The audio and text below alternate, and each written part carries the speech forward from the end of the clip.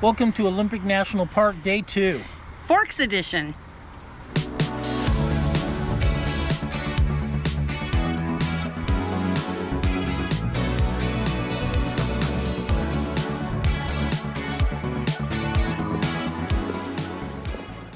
Good morning. Here we are at Lake Crescent at the sign for Lake Crescent, Olympic National Park. And we're reading the sign, something very interesting, that they said that there are landlocked salmon in this lake. And I'd never heard of landlocked salmon. So if anybody's got any more information about that and how they spawn, let us know in the comments below. Lake Crescent is 624 feet deep and is not only beautiful, but home to two types of trout found nowhere else in the world. The trip from Port Angeles to Forks is just about an hour, depending on how many times you stop to admire the views. If you were to take the Olympic National Park Loop, it would take you 8 full hours. There's so much to see here and in so many different areas that there is simply no way to do it justice in less than 2 days. We will definitely be coming back, hopefully, to camp inside of the park.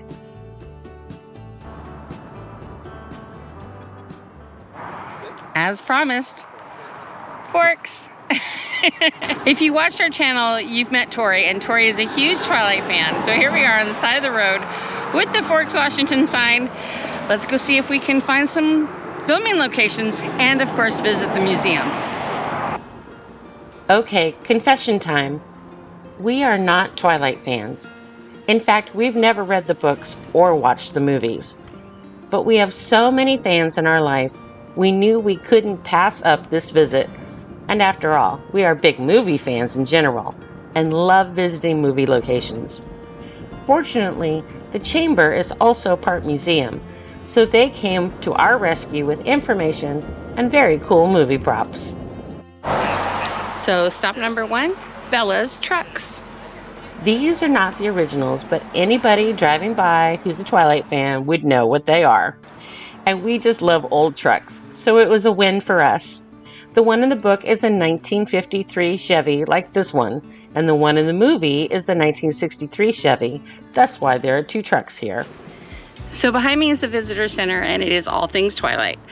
So they give you a great map of not just Forks, but of the La Push, the beach area, so you can follow, and there's just all sorts of souvenirs in there. So let's go show you, because it's amazing. We just love it when filming locations lean into the hype. And this place leans in.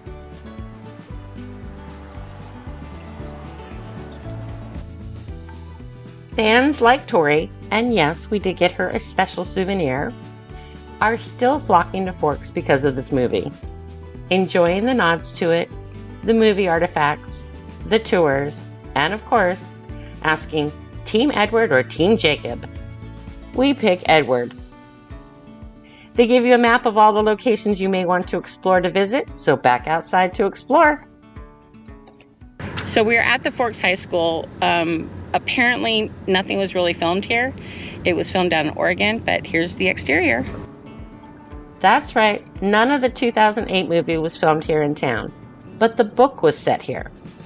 There are a few locations, including a beach scene in La Push close by, but while, for instance, we didn't find the police station, we did find Charlie's police car. And we found the Cullen House. Well, sort of. You may be thinking, that's not the Cullen House. This is. And you'd be right. This is the Cullen House imagined from the book, and it's a themed B&B that leans in all the way down to the mailbox. The Cullen House from the movie is located in Portland.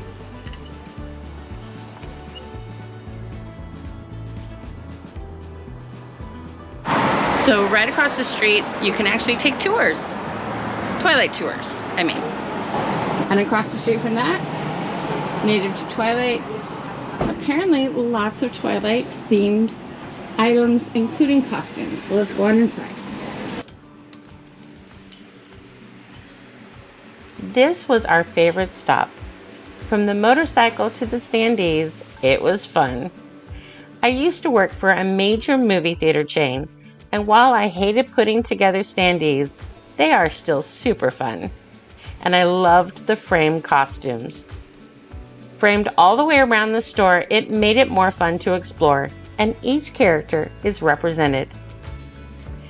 But if you are a fan, you would absolutely find something to take home from this place. We definitely spent a bit there before heading back out to another Twilight-related location. Along the way, we discovered this sweet face. Now, like the Cullen House, the Swan House is from the book, not the movie, but they lean into the theme as well. You're welcome to take photos here too. I love the sign. Now back to the chamber where we started out to check out something not related to Twilight, but definitely to the town of Forks, Washington. All right, everybody, we're going to end the Twilight section of our Forks tour. It was a lot of fun seeing these places where the movie was filmed, at least the outsides, if not the insides. Some of those houses, like the Cullens and the Swans, are now Airbnbs. You can stay at them. But we are here at the Loggers Memorial and wanted to share part of that with you too.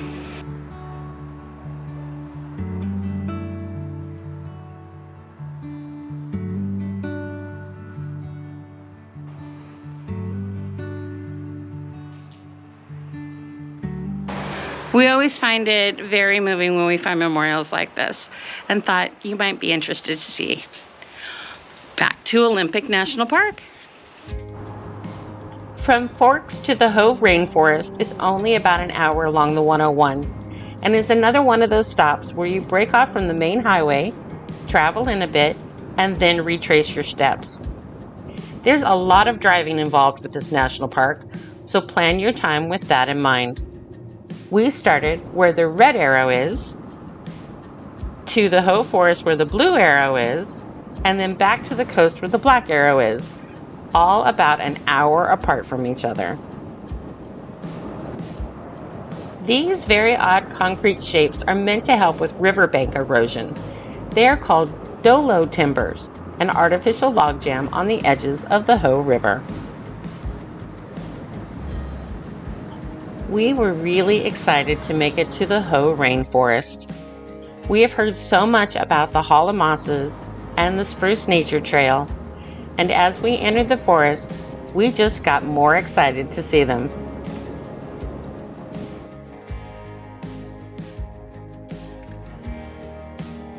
While the scenery was beautiful, waiting for 30 minutes at the ranger gate without moving even one space made us change our mind and decide to see the forest in a different way.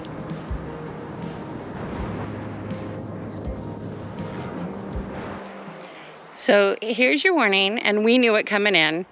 If you want to see the Hall of Mosses, you have to come early in the morning. Otherwise, it could be an hour to 3-hour wait. We thought we'd take the pretty drive, and as you saw, it's a very pretty drive.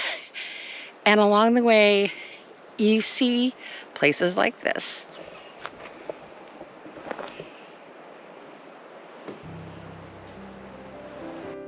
This pullout had an easily marked trail running off of it, so we decided to take a walk.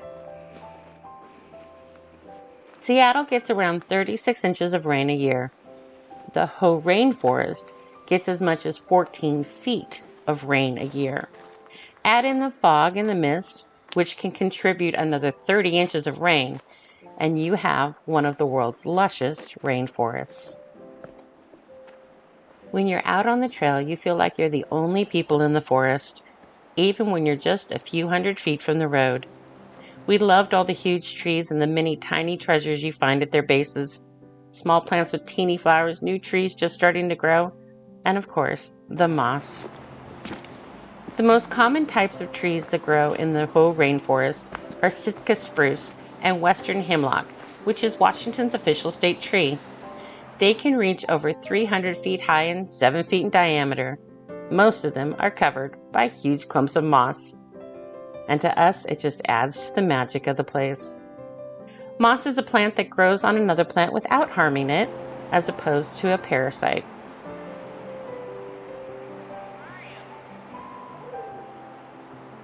And it's very effective at absorbing sounds, thus allowing us to rarely hear the other people on this trail. We spent about an hour exploring this trail, but it looked like we could have gone much further had time allowed. I think part of its magic is the quiet. Even in nature, you normally hear the water or birds or people. Here, it's just silence. The Hoh Rainforest is one of the largest temperate rainforests in the U.S. It is 24 square miles, which includes 0.8-mile Hall of Mosses Trail and the 1.2-mile Spruce Nature Trail. Both of those will have to wait till we return, but this walk in the woods was a magical experience for both of us. One neither of us will soon forget, and one that makes us want to return here again as quickly as we can to see so much more.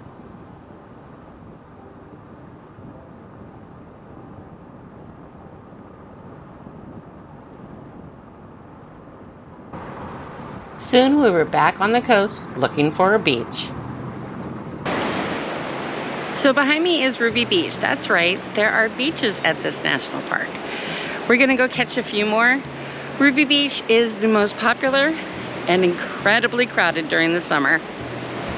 Olympic does have quite a few accessible beaches in the northern part of the park, Rialto Beach being one of those. But most of the southern beaches are real hikes to get down to the beach. But we saw lots of people on that beach, so if you are up for the hike back up, then this may be the place for you. We had seen one more place on the map that made us want to stop before beelining to Astoria. Just down the road from there is the Big Cedar Tree Loop. So we're going to go check out the Big Cedar Tree. And that's how it's marked. It just says Big Cedar Tree. Turn left. Let's go see. Right at the trailhead, we found these berries, looking like gold blackberries. They're actually salmon berries, and we hear that they're very good. They were tucked into the trail along with the yarrow and the salal flowers.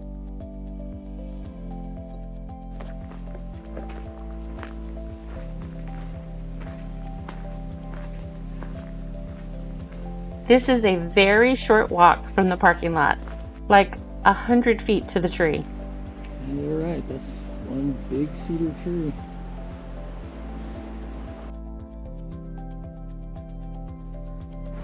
Before it split, the tree was 174 feet tall. It's over 19 feet around. It split during a storm in 2014 and is still hanging in there. The massive roots, amazing to see.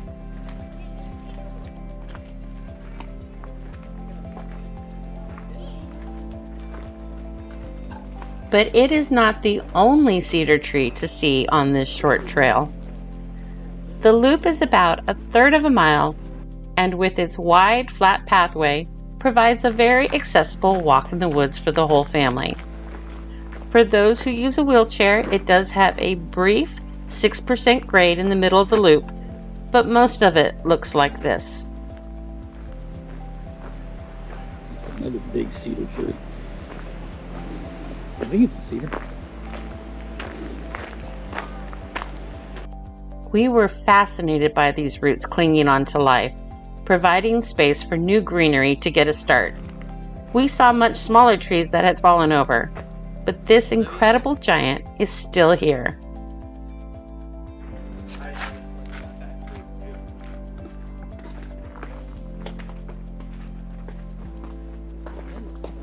Even in the middle of summer, it wasn't crowded, and since it's just a short bit off of the 101, we highly recommend this as a brief stop along your route.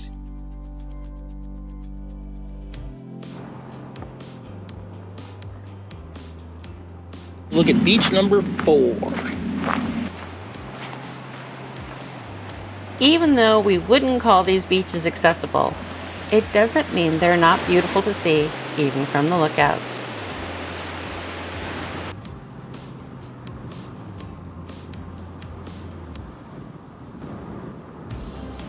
While we appreciated the scenery for our drive, we did find out that there are several campgrounds here, where you can either stay in a tent camp or stay with your RV. Lots of trails down to the beaches, and even a lodge in Kellalok where you can stay if you don't want to camp. We realized that we were not going to make it to the hotel before dinner, so we decided to find a place along the way, and the reviews told us that the 8th Street Ale House in Hoquiam was the place to go. And we have to say, the food was great, as was the beer. Harry got the burger, and I got the bangers and mass. Just what we wanted from a gastropub. With almost 2 more hours to go before the hotel in Astoria, we were treated by the very surprising wetlands here in Western Washington. We were also delighted to see that the areas where new saplings had been planted were also a haven for a riot of wildflowers. Foxglove and fireweed go crazy here in July.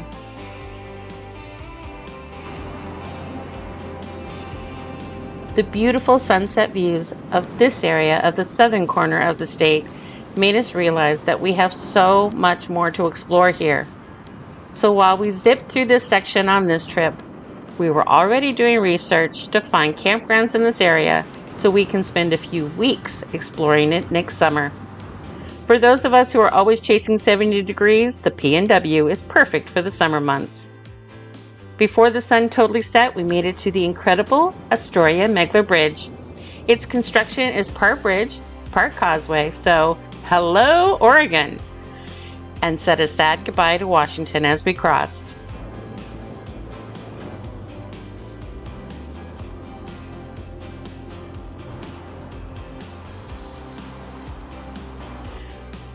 But we were not too sad because we knew we were visiting the adorable town of Astoria and staying in an equally adorable boutique hotel.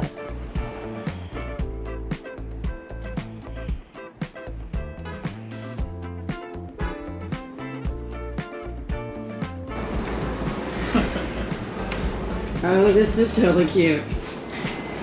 Look how adorable this is.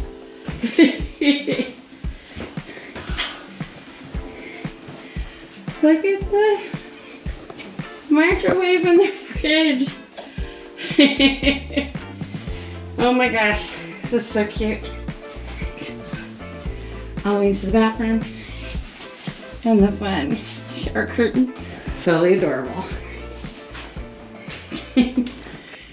So every trip I try to pick some place that's fun and kitschy. And last trip was the Rimrock near Capitol Reef National Park. And this time it's the Atomic Motel located in Astoria, Oregon. It's just adorable.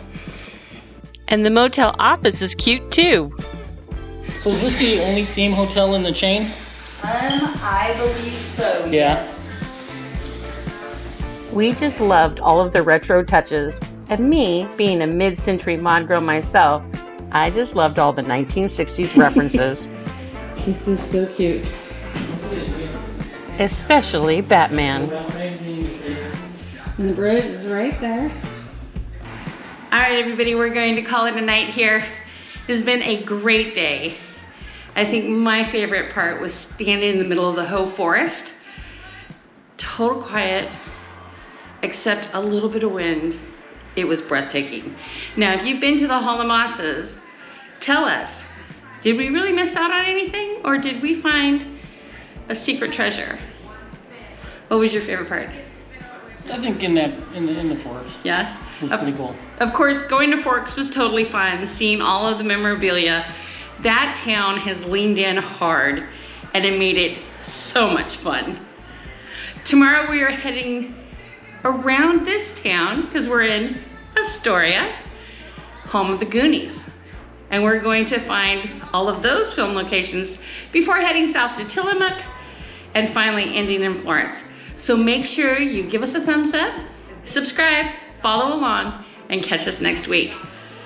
Till then, take care, safe travels, and we'll see you next time.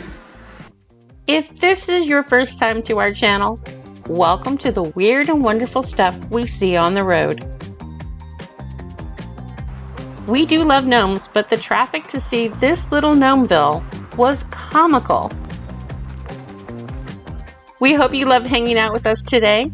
If you missed day 1 of Olympic National Park and the amazing views from Hurricane Ridge, we'll drop the link right here. See you next time.